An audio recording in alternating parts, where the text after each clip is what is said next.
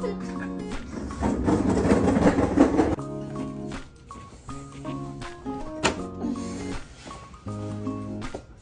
apa? Sambungan? Tak ada sambungan. Dah habis tak? So hari ni Ryan nak review power station daripada brand Bluetee. Jom.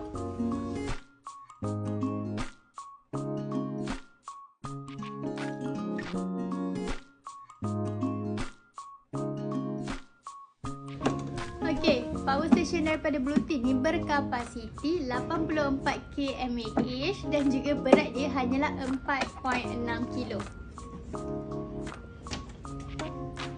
Okey, model daripada Bluetee ni model EB3A berkapasiti 268,000 watt hours dan juga boleh digunakan maksimum sehingga 600 watt.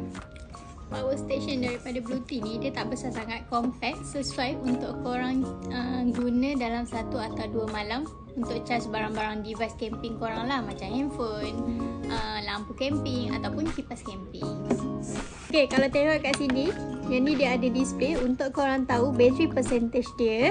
Lepas tu dia ada output 12 volt ni. Lepas tu dia ada untuk kabel USB 2 dan juga satu port USB type C. Dia ada juga 3 pin untuk 3 pin dan juga yang ni untuk recharge balik lah. Dan ada untuk wireless charging. Okay, Bluetee dia ada warranty. So kalau korang berminat boleh dapatkan sekarang di Outdoor Concept. Jangan lupa like, follow and share. Bye.